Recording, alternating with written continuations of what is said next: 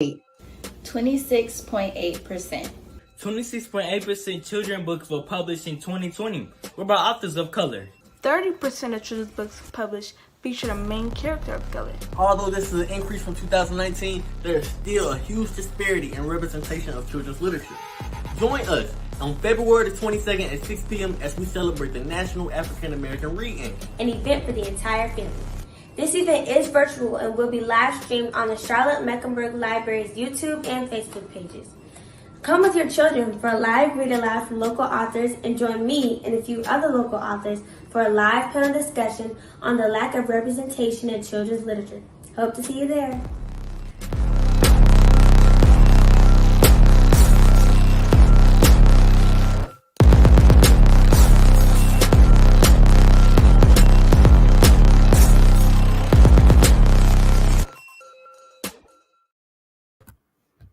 Hello, and welcome to the second annual celebration of the National African American Reading.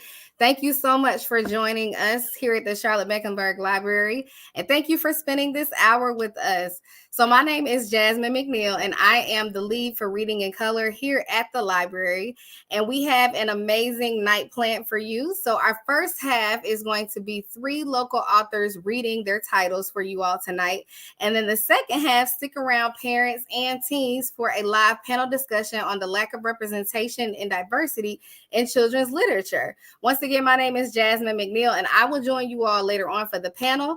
I want to introduce you to your host tonight, Miss Sydney Porter.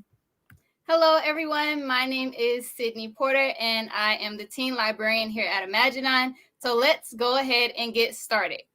Our first reader for tonight is going to be Harrison Martin. He is originally from Greenville, South Carolina, but relocated to Charlotte, NC, and graduated from East Mecklenburg High School. One thing that Harrison really wants everyone to know is that he loves bacon. So much so that he will be reading his book for us tonight, The Bacon Tree. Take it away, Harrison. Thank you very much, Sydney. Hello, I am Harrison Martin. I am one of the co-authors, of course, of the book, The Bacon Tree. I actually read it with my brother-in-law, and it's a fun story about adventure and friendship and, of course, bacon.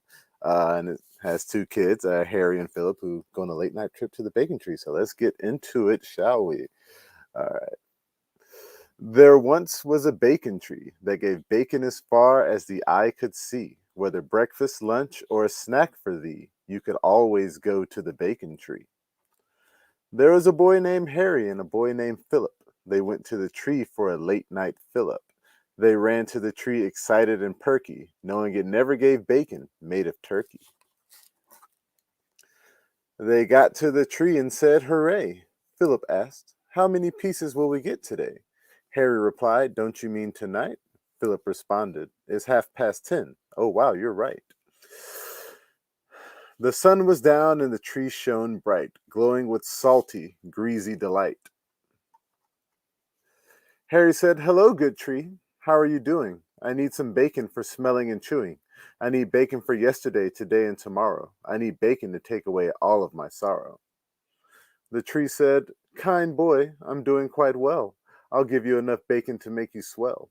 And Harry said, "Thank you, good tree. I'll take it all." And he danced as he watched the bacon fall. Then Philip said, "Good tree, I am here too. I need enough bacon to fill up a zoo. I need bacon for my brothers, my mom, and my dad. I need enough bacon so they won't be sad." The tree said, "Sweet child, I see you here. I'll give you enough bacon to last you all year." Philip said, "Thank you, good tree. That's insane." And he held up his bucket as the bacon rained. There was bacon to crunch and bacon to lick. The more they ate, the more they got thick. They stumbled home unaware of the trick that all that bacon would make them sick. They were stuck in bed with tummy aches for days, unable to go out with their friends to play. After a while, the boys returned, wanting the bacon that they had yearned. They were over their sickness and feeling quite well as they walked to the tree and began to yell. "Good morning, good tree. How do you do? We need some bacon this morning for you." "Good morning, Harry. I'm doing quite well. Would you like enough bacon to make you swell?" No, thank you, good tree. That will not do. This morning for breakfast, I only need 2. What about you, Philip? Good morning to you. Would you like enough bacon to fill up a zoo? No, thank you, good tree. Maybe one more than 2. This morning for breakfast, I'll take just a few. Then the boys walked off, having learned their lesson, as the tree reveled in his profession. Though the tree provides bacon to all the nation, bacon is best eaten in moderation. And that is the bacon tree. Great job, Harrison. Great job. I really love that book. Thank you. However, I think maybe the audience might want to know, what about for people who don't actually eat bacon? Do you have a book for us? I'm vegan. I don't eat bacon. Well, that's a good question. I do actually have a companion book to the bacon tree. It's called B is for Bacon Tree, Bacon from A to Z, and it goes over all the different types of bacon. So you have, if you go all the way to V, and I can show you here, for those who are vegan, there is vegan bacon. And Thank for you, the people Harrison. who don't like pork, there's turkey bacon. So yeah, many different types of bacon. Thank you so much for that, Harrison. And if you all have any other questions for Harrison, he will be joining us for the panel. So stay tuned, write those questions down, and we'll see you in a bit, Harrison. See ya. See ya. So for our next reader, we have Miss Serenity, and she is actually a 12-year-old teen. And she wrote her own book, and her book was published September 15th of last year, 2021. So welcome, Serenity. She is also a native of Charlotte, and we don't see that much. Welcome, welcome. Take it away. So my name is Serenity. I'm 12 years old, and I'm going to be reading my first book that I ever published. What will I be? What will I be? Written and illustrated by Serenity Rankin. There comes a time when you start to think, what will I be when I grow up? My mom told me I could be anything I want. Who knew making this decision would be so tough? Will I be a nurse wearing different colored scrubs, working 12-hour days, help save the world?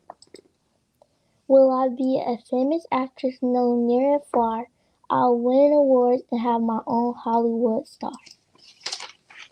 Will I be a hairstylist working in my own salon? I'll be braiding, weaving, or using a curling iron. Will I be a professional dancer creating all the new moves? I'll be hired to express stories and ideas through dance any way that I choose. Will I be a singer that's heard all over the radio? I'll be on billboards and magazines and sold out shows. Will I be an author writing classes that will be read for years to come? I'll be on the New York Times bestsellers more than once. Will I be a seamstress and create my own brand? I'll make my mark in the fashion industry by the work of my hands. Will I be an entrepreneur following my big dream wholeheartedly? I'll believe in myself even when others don't believe in me. You can be the president, a truck driver, a police officer, or a firefighter. Never let anyone tell you a job is just for a man because gender doesn't matter. There are so many more things that you can become. A teacher, a preacher, literally anything you want. It's never too early or too late to start. Find what you love and give it your heart. Remember to work hard, but pray even harder. If you get knocked down, get up with grace. You're granted another chance to win the race. Chin held high and never look down. It's your world, queen. Adjust your crown. Thank you so much, Serenity. That was really, really good. So I know you're welcome. The audience wants to know, what will you be? Have you decided yet? Maybe a doctor or a nurse. And another question, you're a teenager or a preteen. So how does it feel to have accomplished this huge goal of writing a book at 12? Well, when you're in 5th grade. How does that make you feel? It makes me feel like I can do anything that I put my mind to. Yes, and that's very inspiring, and I hope you inspired some of our teens out there as well as our adults. Thank you so much, Serenity, for joining us. Okay, thank you all so much for joining us so far, sticking with us. Our last reader is going to be Miss Shakita Richardson, and she has been an educator for the past 14 years. She is a firm believer in teaching and natural affirmations. So please take it away, Shakita. Tell us more.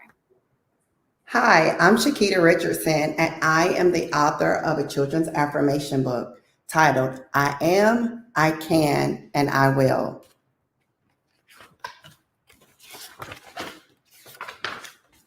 I am enough. I am pretty. I am tough. I am strong. I am able to do what I put my mind to. I am bold. I love me. I love my hair. I love my lips. I love my nose. I love my shoulders. I love my smile. I love my teeth.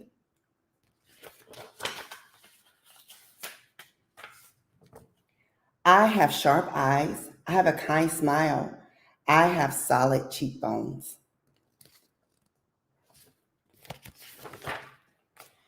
I have the strength to endure anything. I have the courage to stand up for anything. I have the mind to achieve whatever my heart desires.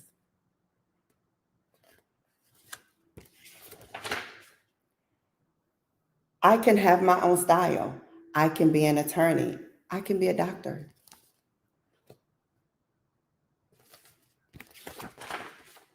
I can be a teacher. I can be the president. I can be a senator. I can be a police officer. I can be a banker. I can be a builder.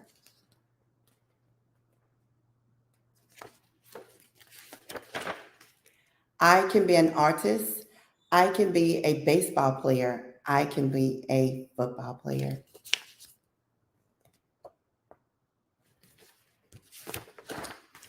I can be a basketball player. I can be a tennis player. I can be a golfer.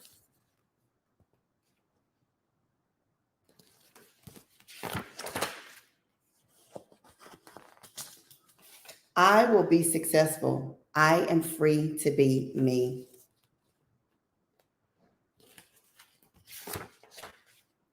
I will be whatever I'm destined to be because I'm free to be me.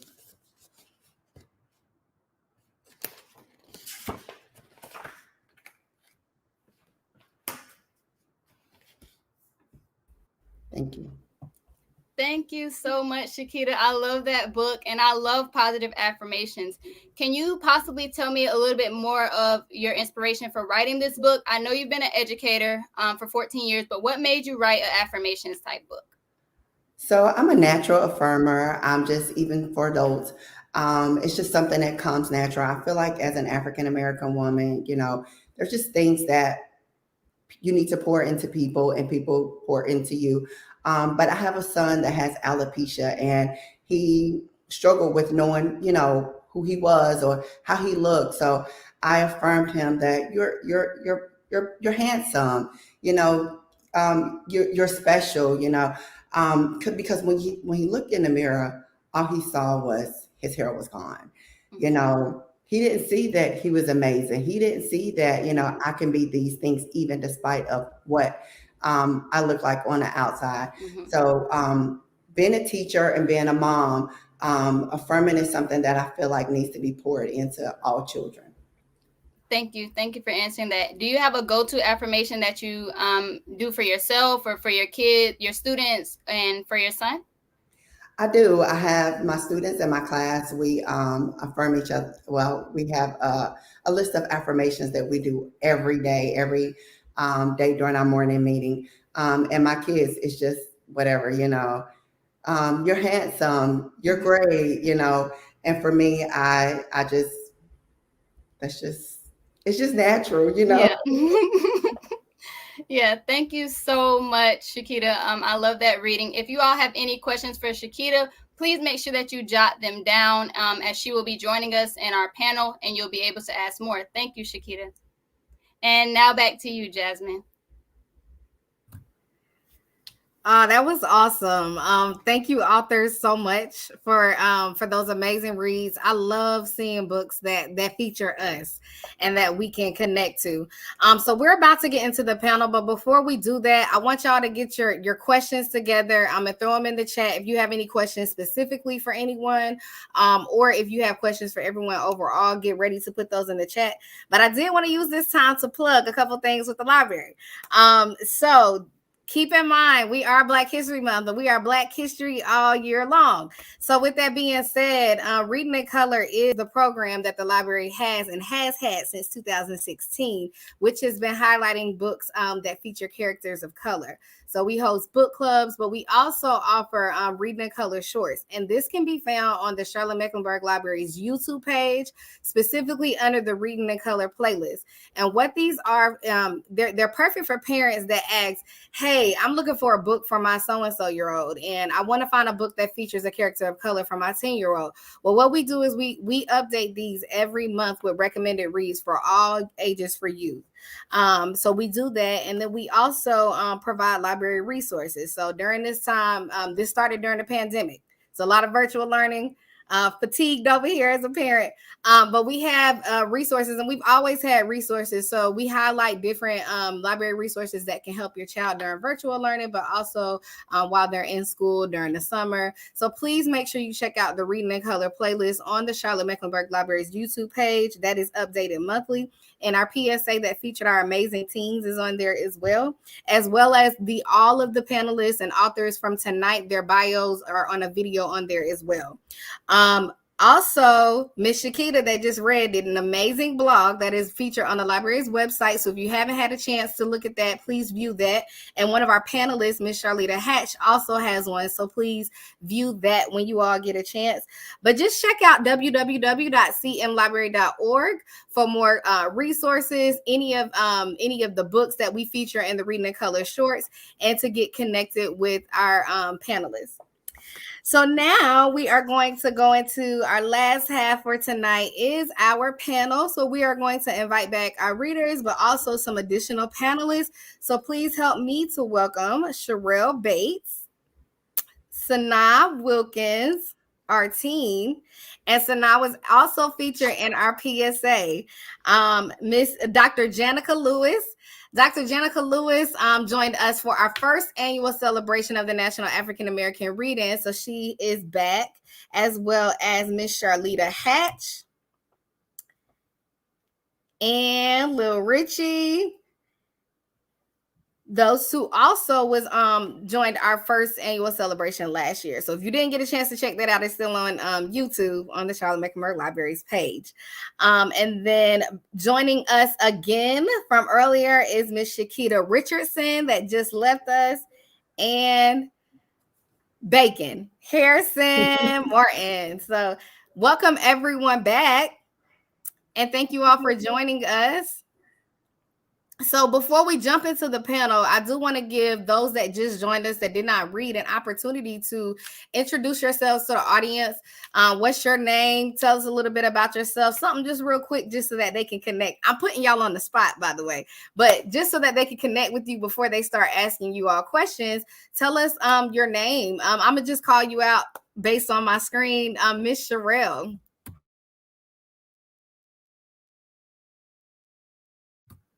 Sherelle, I don't hear you. Can y'all hear her? Okay. Sherelle, we're going to come back to you. Sanaa, introduce yourself. You're mute.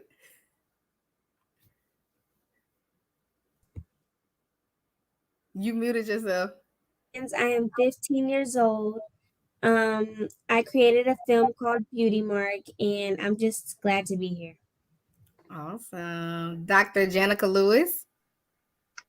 Good evening. I'm Dr. Janica Lewis. I am an African American literature professor in the Department of English at UNC Charlotte, and I direct the Center for the Study of the New South. And I am a children's book author and research Black women and girls stories as well. Awesome. Lil Richie. What's up, everyone? I go by the name of Lil Richie. I am an artist and author of 2 books, Big Brother, Big Shoes, my first children's book. And the second book is The Notre Man Go Harder, which is a motivational book. And I'm also a brand ambassador for the Charlotte Hornets. Awesome. Thank you for being here. And last but certainly not least, y'all, Miss Charlita wrote an amazing blog. Please go check it out. Charlita Hatch. Hi, everyone. I am Charlita Hatch. And because you're putting us on the spot, I want to give a shout out to my almost 5-year-old son, Mark, who was my inspiration of writing Black Boy Joy. His birthday's on Sunday. And so I am an author, but a mom first, and a passionate mom that's on a quest to change the narrative of Black boys in America through children's books. I love it. Charlita, my son's birthday is on Sunday too. So we over here connected on Happy birthday. Thank you. All right. Before we get started, I do want to say I saw in the chat, Shakita, while you was reading, somebody said that we need an adult book like that. So keep that in mind on your future endeavors that we need that. I loved it, by the way. But I am going to pass the mic back to Miss Sydney, and we're going to start our panel. As we're going, everyone, please add your questions into the chat. Hi, everyone. So the first question is going to be for everyone. I will call you name by name so that we all can kind of get used to this. So our first question is, what is one of the first books that you read that featured a character that looked like you?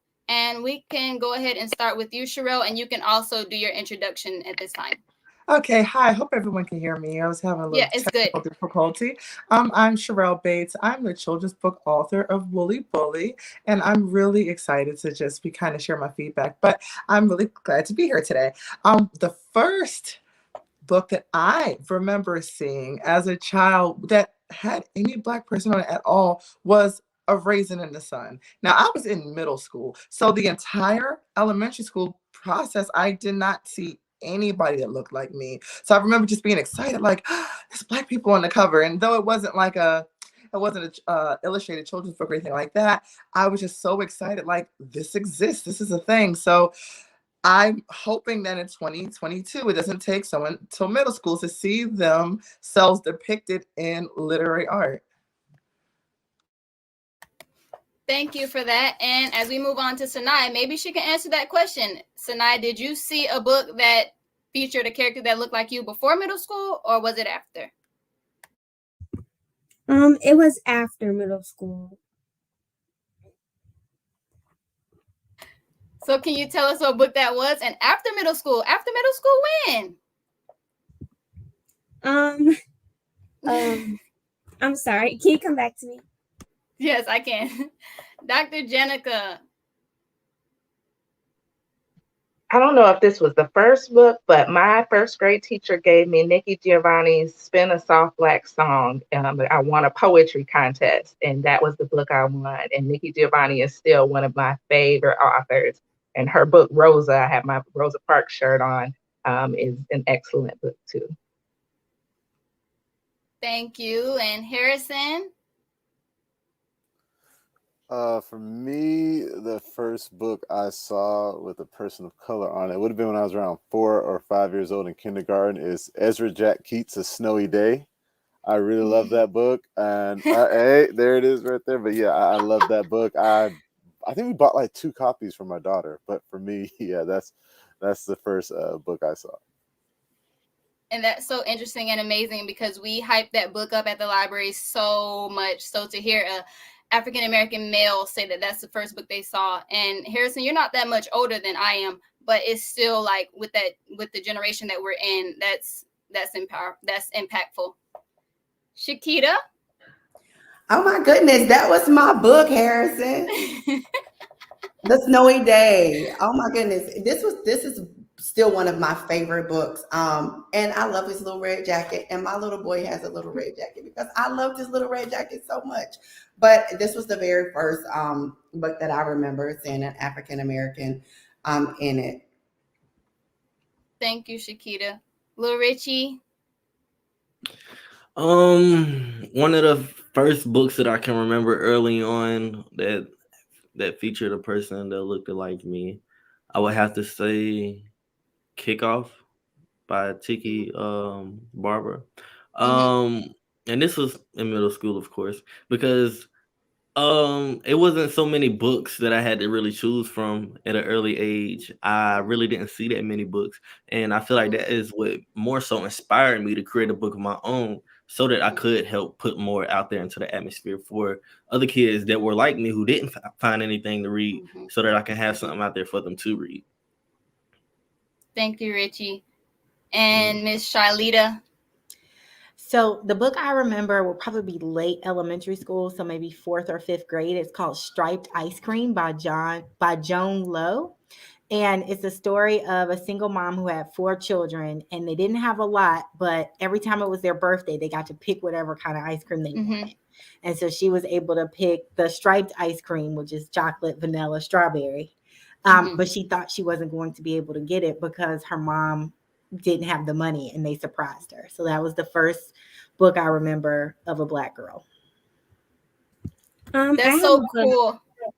You can go, Sanai. I'm sorry. I have a book that I found out after high school. It's called Flower Garden. I don't know if you can see it. It's called Flower Garden, and it's about her mother who gives her a garden box for her birthday. Thank you. I'm gonna jump in and say, so I really don't remember. So I was a very, very avid reader. I know I'm not a panelist, but I just want to add in. I was a very avid reader growing up. So I was really connected with books, so much so that my mom would use it as a punishment. Like she would take books away. No lie, I'm not saying this to be cheesy or get nothing, like for real. Like my mom would be like, no, you can't. So, but I do specifically remember the American Girl series. And I remember it took me forever to find, is it Abby? Is it Abby? Yeah, it took me forever to find Abby. Yeah. And when I found it, I was like so connected just because she looked like me, but she was so poor and just struggling. And I was like, gosh, why does Abby got to be struggling like this? Can Abby live like these other people? And I remember, obviously, you know, at a young age, I didn't connect it like that, but I do remember being like, I remember specifically that they were living in this cold house that didn't have heat and was struggling around Christmas time. And I was like, dang, it was so sad, but I wanted to read a story with a character that I could connect to, but I enjoyed the other ones better because it wasn't so down and depressing. And so that's one of the things that I think is very important in children's literature is not only to feature characters of color, but to feature normal characters of color because we live normal lives around here, okay? Everybody not living without heat. So, you know, to feature characters that children can relate to and that children that are not of color can see that we are normal people. And so, you know, I want to make sure I say that not just featuring character and representation, like, yes, that definitely matters, but representing us in a way that we're normalized just like every other race out there. So I'm sorry, I didn't mean to take over the pen. I may answer another question, but I'm going to throw it back to you, Sydney. No. It's no problem, Jasmine. And I would say that I grew up in the libraries. I don't remember the first book that I saw, but I do remember my mom taking us to the library and really making sure that we were reading and not reading for punishment, but just reading and doing book reports just to build up. And that's ultimately why I became a librarian. So that's my dream. And I'm literally living in my dream right now.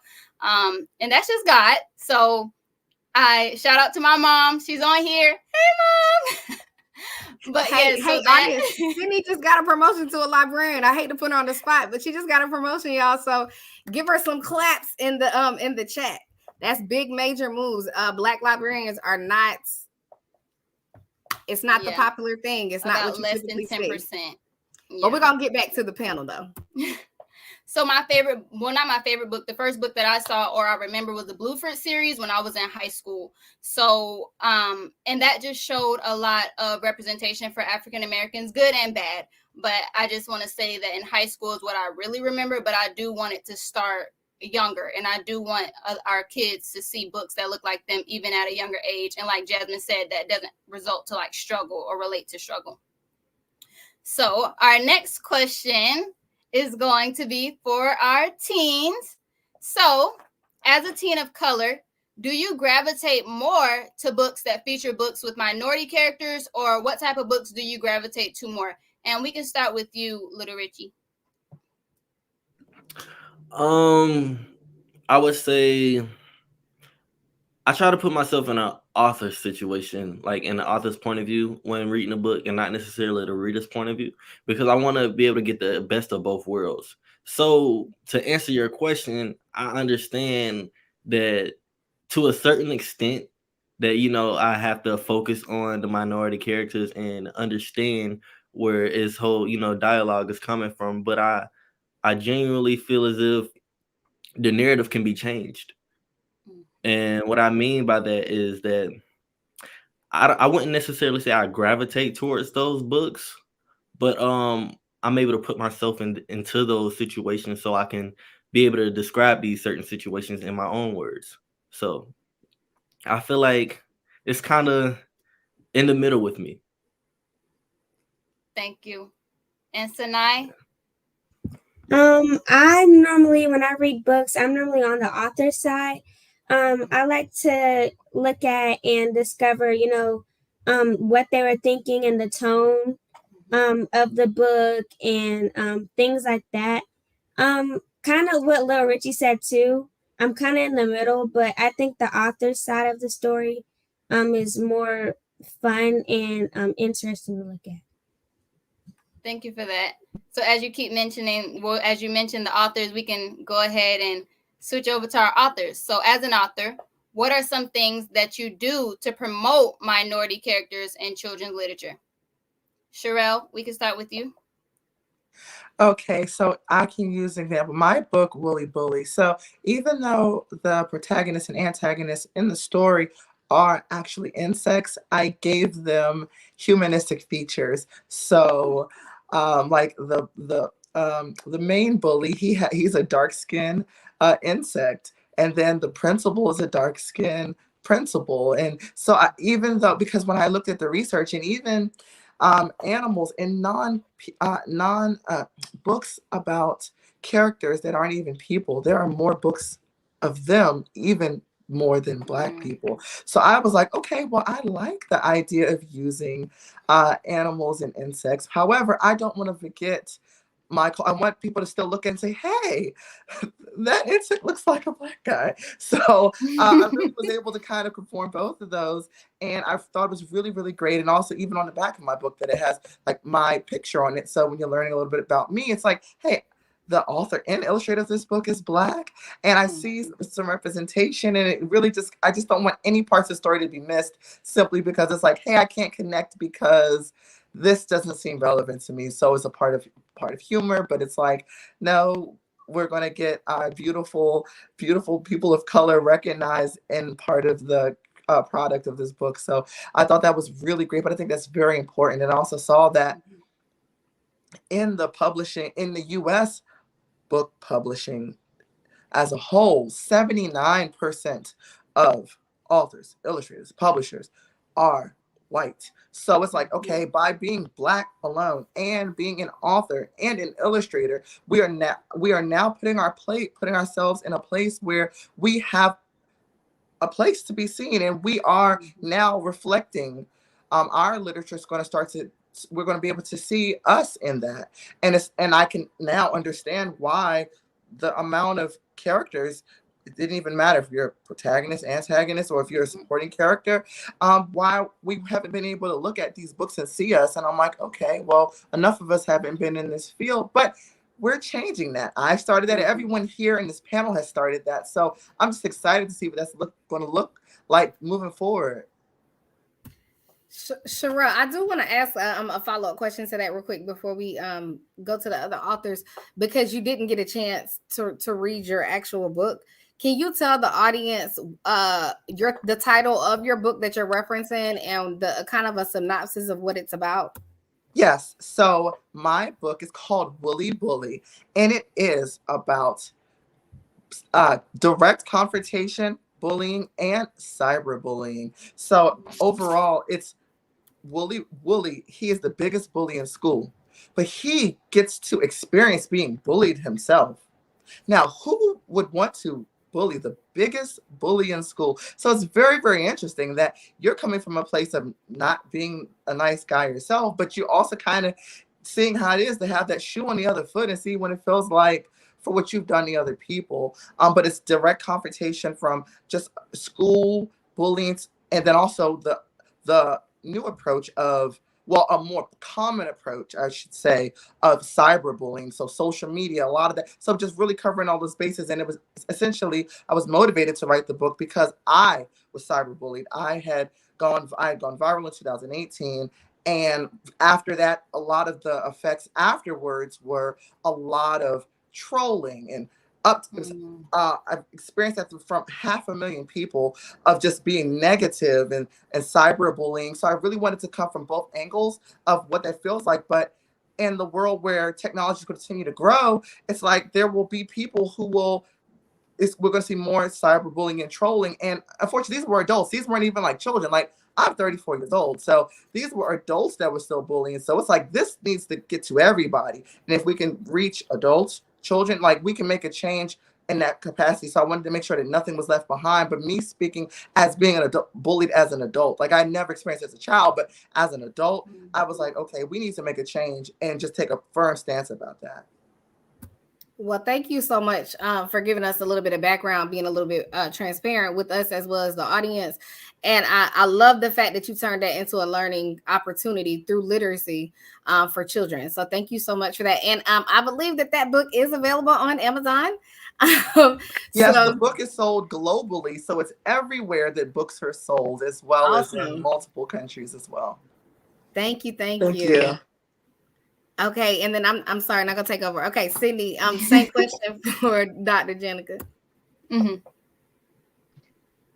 So in terms of seeing stories, and I do want to shout out the librarians, because my mom always had me in the library too, and there were librarians who looked like me, who made sure I had books that, with people who looked like me too. So in my books, in my first children's book, Brown All Over, was based on my son, who was then 2, discovering we were brown all over. And he was really like excited and delighted to be brown on his whole body. And so I wanted to write a book that celebrated that. And then also in Bold Nia Marie Passes the Test, a little girl who is brown, who is an athlete and who is learning to excel in school, even though, tests can be challenging. And so I wanted not just to have African-American characters, but different types of stories that show, how we succeed and how we, overcome challenges. Not that the challenges aren't there, but, that we can do pretty much whatever we put our minds to. And so that's what I try to do in my stories. And my last children's book was actually my dad's true story about my grandmother taking him and my aunt to see Dr. Martin Luther King when they lived in Albany, Georgia. And they had to walk because my grandmother didn't want them riding segregated buses. And so he was 8 years old, and he just remembers seeing Dr. King and saying, oh, Dr. King is tired too, just like me, because I had to walk all this way. And so just, not just being in books, but different types of stories that, remind us of our strength and that we do overcome a lot of obstacles.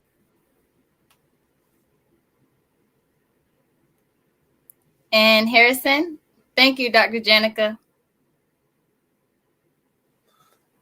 So for me, to promote minority characters in books, I basically base a lot of characters off of either myself or people I know.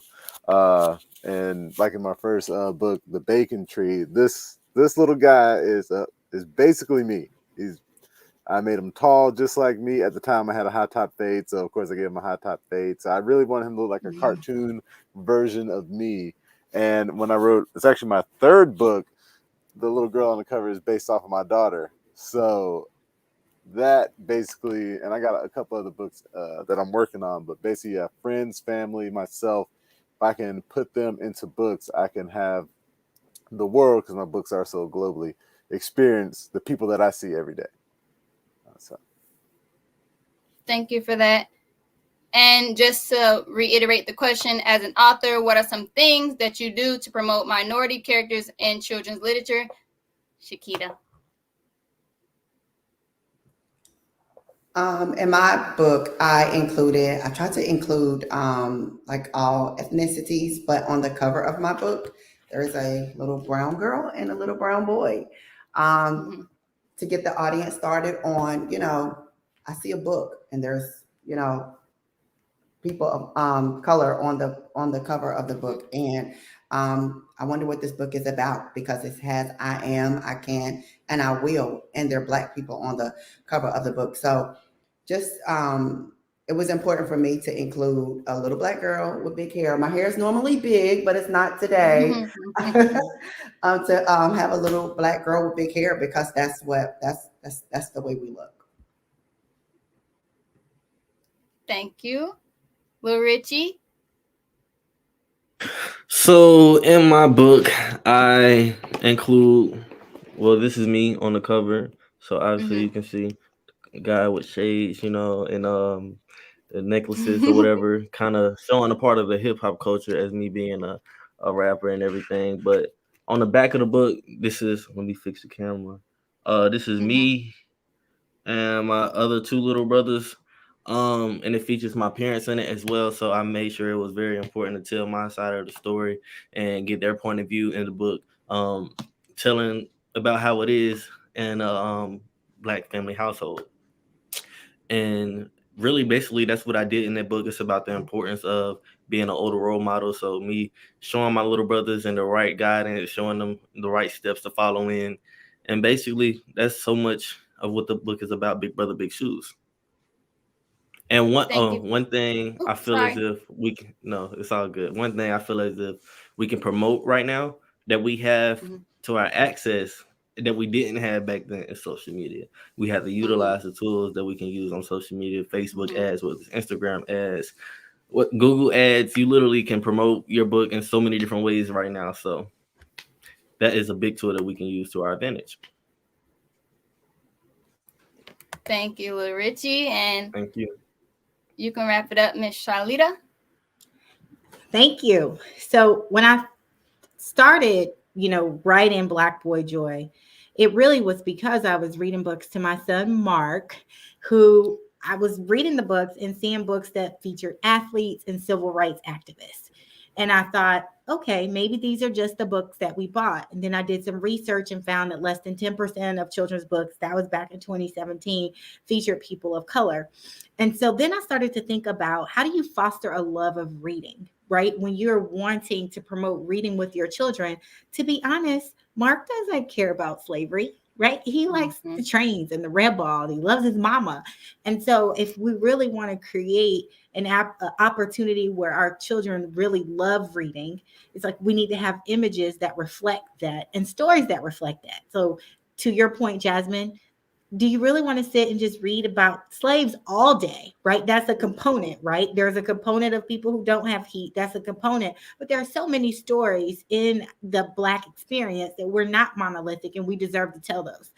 And so Black Boy Joy is a story of a mother who loves her son, and it follows you all the way from birth to college. And I thought it was important to have images of your mom growing with you, affirming you along the journey, and showing that you also, as a Black boy, don't have to just do sports. And if you do sports, maybe it's not basketball and football, maybe it's lacrosse, maybe you're a baker, and it's okay to be who you are authentically and to see those images penetrated in our homes.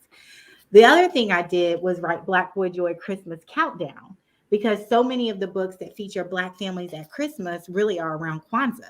And although we recognize Kwanzaa, we also celebrate Christmas, and we have Black Santa, and we do gingerbread houses, and we do caroling, and just, again, sending those images out to show how we can relate, and not just for Black kids, but for all kids, to be able to see that a kid of color is just like me. And that's how we humanize the experience. And that's why we promote the images that we promote.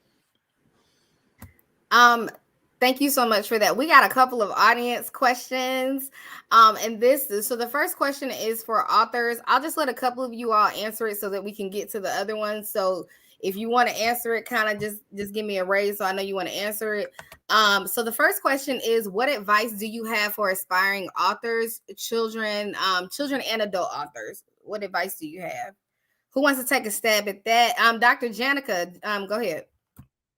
If you have a story, write it down before you even go, looking for publishers, and there's support out there. Write your story down so you have it, so you don't forget it. And then look for people to help you tell your story, but you're the only one that can tell the story in your head the way you have it. And that's for children and for adult authors. You know what you're trying to say. And then you can look around for publishers and editors if you don't self-publish. Awesome. And Miss Charlita? So the one thing I would like to point out is that Black Boy Joy was illustrated by a sophomore in high school. She was at South Meck. And I think similar to Sanaa, like to be able to say, I can do this, and to be able to illustrate your own book. Now she's a sophomore, maybe even a junior at SCAD, which is the Savannah College of Art Design, which is a major art institute. And so she just took a leap of faith, and we worked together and partnered on it. So there is no age that's too small for you to live out your dreams. Don't let anybody tell you that you're too young to do it. Like Dr. Janica said, you own your story, you own your drawings, and you go for it and pursue your dreams. Thank you. And Charlita, so Sanaa is our team. She's not the author. So the author, I think you think about Serenity, and I think a couple of people in the chat got confused. So Sanaa is our teen. And I asked her to be here today just so she could kind of give the teen perspective of literacy that's out there, what she's experiencing and what she sees as a teen. So keep that in mind as your questions come through. It's specifically for her, because I saw another question about the book. So Serenity was the author, the teen author from earlier. Sanaa is our team for the team representation up in here for the children, for the teen books. But I do have another question, and Charlita, I think you actually touched on this. So the question is about your illustrations for your book. So do you illustrate your own? I know a couple of you talked about that. Or do you interview people to determine what's going to work? Like, when you wrote your books, how did you guys what's the process for illustrations? And I actually would like to know this as well. What's the process for getting an illustrator? Charlie, do you want to go ahead and answer that? I'll go first just because I kind of ended it. And I'll just say that I reached out to one of my girlfriends and I said, I'm looking for an illustrator. And because I think I wrote a children's book, but I'm not sure. And she said, my stepdaughter can illustrate. And I knew how old she was. And I was like, no, I mean like a real illustrator. But together we storyboarded. So I felt like I helped to kind of do a storyboard, is like basically taking each kind of page or line in the book and talking about what the illustrations would look like. And then she brought them to life. And she had a certain style of drawing. So I also learned that there was different styles of drawing. And so she brought that style, and we agreed to like that being the style for the Black Boy Joy series. But she owns the images. They are licensed specifically to me to use, but she can also use them as the owner. She could never sell the images to someone else. So that's also something to think about as you're looking at the terms. But it is a process to find someone to match your style, to match the style of writing. And that also will be able to attract children specifically as they're looking at the pictures, because not all of our readers can read. And so they should be able to see the story and tell you the stories, even if they don't know the words. Thank you. And I don't want to put y'all on the spot, but Shakita, was your process kind of the same, or did you create your own? So what I did was, like I said, I affirmed my students in my class and my own kids. So I just kept a note in my phone on what I would say to my kids every single day. I joined a Facebook group. It's called, I think, Black Authors or something. And they kind of collaborate in there, and you can find an author. They'll tell you like piece by piece where to start, where to end, how to self-publish. If you need to do any editing, they'll spit out editors to you.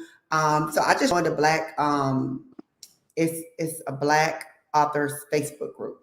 That's it. But it all started on my little iPhone. I would like to jump in here. So I am the illustrator of my book. Here it is. I try to fix it in there. So I authored and illustrated my book.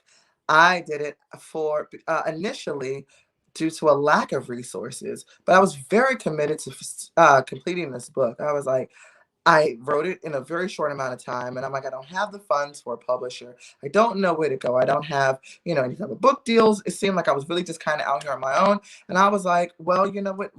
Just draw what you think the story should look like. Just like the words came to you, take your time. Like, I'm not a professional artist or by any means of that, but the way that it came together and being able to use like Adobe Sketch, which is now Fresco, and being able to just like literally piece of paper, draw it out, trace it in Adobe Sketch at the time, and put it together. I physically put it together as a self-published on Blurb. And like, I was just like, I have to do every step of this. And it still got to exactly where I wanted it to be, even with all of that. So the lack of resources, not being able to publish or illustrate or none of those stopped me. It was just like, I want to get the story out here. And the level of determination was the level of distance that I was able to go in spite of not having the money that I would have liked to promote this project. I love utilizing what you have, doing research to make it happen on your own. I love that. I love if you can get the illustrator, and if you have the resources, and to be able to put someone else on. I love how Charlita utilized the student. So I love the different avenues. Last one to answer this so we can get to the other ones is Harrison, you had your hand up? I did. Just quick. But for me, what I did, I reached out to somebody I know. First, I reached out to my sister-in-law. She's an artist, but she has a lot of kids, so it just got hard for her. So I reached out to somebody I pretty much know my entire life. And what I do, like, I'll sketch out what I think it should look like. And like with my third book, I Don't Want to Pet, like I would hand him the sketches. Hey, this is what I think the book should look like. This is how it should flow. And then he pretty much sends it back looking pretty. And then I put the book together like so. So yeah, that's basically how I get it done. Awesome. Thank y'all so much for that. We got a lot of questions in the chat, but I did want to throw it back to Sydney for one question for the teens, and then we'll come back to the chat. So teens, just to give y'all a chance to speak up so that we can just acknowledge that you are here, and we just thank you for your time. I just want to ask, what is your favorite book that features a character of color? It can be a children's book, it can be a teen book. It's just totally up to you. So now you want to go first? Yes, I can. A book that I like is The Hate U Give. Even though it is sad, it's a very interesting book, and it also has a theme to it, and it's just a lesson overall. That I would say that's the book. Yes, I enjoyed The Hate U Give. Have you heard of Concrete Rose? That was another book she wrote. No, I haven't heard of Concrete Rose. You gotta look that up. It's on Hoopla too, and so if you like audiobooks, it's on Hoopla as well. All right. Good. And Lil Richie, what about you? I'm in the middle of a split decision right now. Between two books. One which I'm currently reading, Will by Will Smith. It's a great book. I don't know if anyone else in here is reading that book, but it's a great book. It's really an autobiography, so it's him telling his story. And the second book I would say is Tears of a Tiger. Very good book. That story it touches base on the main character. He's a character of color, and he lost his friend in a car accident. He was the one actually driving, so he's faced with grief and many obstacles and trying to get over the fact because he feels guilty with his best friend's death on his conscience. So that's a really good book to read as well. Tears of a Tiger and Will by Will Smith is one of my two favorites. Thank you. Awesome.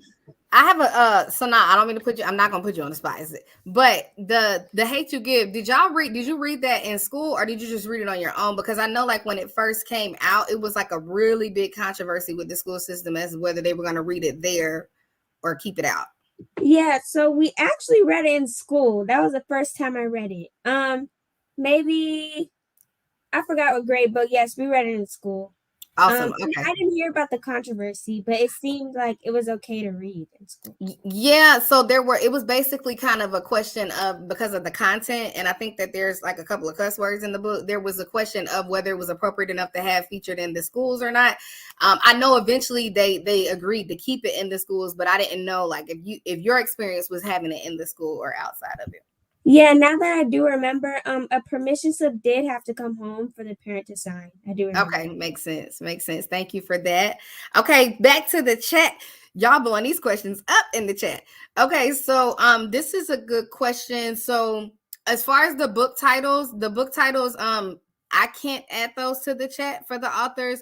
But at the end and on our Reading in Color YouTube page, there's the authors' bios are going to go by. It is quick, but if you go on the YouTube page after this, their books are also featured on each of their bios. It's a cover of the book, so you'll be able to see it. So this next question is, I think Sherelle touched on it, but is it more difficult to publish books that feature people of color? Who wants to take a stab at that? I'll get back. I will say no. I feel that I feel like to an extent it's my responsibility, especially when I know that there's such a gap between depicting people of color, period, that if I have any opportunity, I want to slide it in any way that I can so that we have some representation, even though we are, again, on the representation side as authors and illustrators and whatever that looks like. But it's just to encourage anybody, like someone asking the questions, like, how do you get started? Like maybe they had a book on their mind, maybe they started something, and they just needed that little bit of either go and reassurance or motivation to do it. But there really isn't a formula to it, but it really is like, I feel that to an extent we're all doing each other just a great service by even showing up as characters, showing up as the authors, as the illustrators, whatever that looks like. And I just am excited to see so much more of it. So there's plenty of room, and I'm excited to see how that grows. And I every time I'm like looking at my kids are avid readers. They're like, I feel like even though I was an author, but they were avid readers before that even happened. But like open every time we're like looking and we're like at Barnes and Nobles or wherever. Well, pre-COVID, when we used to go all the time, but it was just great to just be like looking, and it seemed like there was so much. It was a lot more easier to find characters that were Black or people of color than I recall as being younger. So I feel like we just got to keep it up, keep that same energy. Awesome. Dr. Jenica? Toni Morrison, who is one of my favorite authors, said that, if there's a story you want to see that you don't see, you have to write it. And so I think I've been so excited to see more books by African-American authors and African-American illustrators. My illustrator, Cameron Wilson, I knew from high school, and I, followed him, and he's been illustrating a lot more books. And so we're seeing just the tip of the iceberg. There's so much out there. We just have to look further sometimes than what we see. Thank you. And I want to just say, the way that y'all keep talking about how you got your illustrators, especially for you teens, networking is so important. Please network and make every opportunity, when you have opportunities like this, to connect with people, because you never know how you can pull on them or how they can be a resource for you in the future. Networking is huge. And when I was a teen, I didn't understand it. But it is really imperative that you network. To be able to pull someone that you went to high school with to draw your pictures of your book is giving them an opportunity, but you an opportunity as well. So networking is huge. We are coming down. Oh, Charlita, go ahead. So I would like to offer maybe a different perspective where it's not hard to publish with the tools that you have, whether you're self-published, finding a publisher and, all of that. I find that it's after the publishing where it may be a little difficult. So as you start to think about the statistics where, even now there's still more books about animals or trucks than people of color. And as I work to try to get my books into different bookstores, even here locally, I was told, like, this is only going to attract a small demographic. But if you were a bunny rabbit, like, I could definitely get your book in the store, right? And so there is still, I think, a sentiment out there that if it's a predominantly white character or animal or truck, that's for everybody. But some people do feel like a book like Black Boy Joy is only for Black boys. Even sometimes parents of Black girls will say, well, I don't have a son, I have a daughter. And it's like, books are for everyone. They teach us different things. And I don't think we have a culturally aware mindset overall about that. And so again, you can see Elsa and Frozen and everybody gets that book, but then you see books that we all authored and it's like, okay, well, that's just for a certain demographic. So to your question was about publishing, but I think it kind of moves beyond publishing of getting the books out to the masses. And the data shows that there's still a gap. Thank you so much for that perspective, Charlita. Shakita, this question is for you from the chat. Okay, so have you read your book, the book that you read, have you read it to your students? And if so, how has that book affected their social and emotional habits or interest in reading? I have, and it's actually on my board for them to grab at any time. But some of the affirmations that are in my book, we say those daily. And the I am, I can, and I will, that is on my wall in my classroom as well. Okay, perfect. And how has that, like, did you notice a difference when you introduced that? Because obviously you get new kids every year. So do you notice a difference? Because a lot of teachers are not doing positive affirmations with their kids. Some of them is like, hey, sit down, come get this worksheet done. And so did you notice a difference by you taking the time to do that with your students, especially through a book, with their behavior? Yes. So our last affirmation that we go through as a class is I can do anything. And when I tell you, like, my kids know what comes next. And when they get to that, I can do anything, they're like, I can do anything. So I asked them, do you think you can do anything? What are some things that you may not have been able to do yesterday that you can do today? To get them just thinking about what can you do? And they're kindergarten, granted, but you still know what you can do at kindergarten. And we're learning how to subtract as kindergartners. They may not have known how to subtract coming in today, but when they left today, maybe we can subtract by drawing pictures, or we can subtract by using manipulatives, but just whatever, it doesn't even matter. Even if it's being a good friend, I can be a better friend today than I was yesterday. I can be a better little brother than I was yesterday. The things that my kids come back to me it's so far-fetched, because their little brains don't really know what they can do. But the more you pour into your kids, the more they know they can do it, and the more they'll try to do it because they want to please you. Like my kids, they know they're my babies. They want to please me. Miss Richardson, like whenever you're making that choice? No. So what is something you can do to make a better choice? So I think with the positive affirmations, they know, my kids know they can do anything. It doesn't even matter. Even just being an African-American teacher, there's not many African-American teachers. So in my book, they're like, I can be a teacher. Boys can be teachers. Girls can be teachers. So just being able to let them know that you can be anything that you want to be. Thank you for that. I love that. We got a lot of questions, but we are coming to a close. I did want to ask Harrison. Someone asked, because your characters are based on you and the people in your life, what was your illustration process specifically for your story? Basically looking at pictures of me when I was a kid, looking at the character Philip, who's based off of my brother-in-law, just basically looking at him and figuring out, all right, how can I turn these guys like myself included into cartoons? Like my main character, I played football high school and college, and my number was 78. So one of the reasons, that's why, I don't know if you can really see, but my character has a 78 on like all of his clothes, just because why not? That helps distinguish that is based off of me. And I mean, typically that's it. And the same thing with the I don't want a pet with my daughter. I just looked at a picture of her, and when she had her little what do you call the side ponytails again? I mean, puffballs or well, her hair is not really puffy, but yeah, basically she had that hairstyle in it, and I took a picture. Pigtails, thank you. And I was like, you know what? That's the design she's gonna have on the front of the book. So basically, yeah, you just look at pictures and draw your version of that. I love it. Okay, one last question. For those that would like to share, and also if it will be in the bios as well. For your social media, a lot of people in here want to be able to support you all.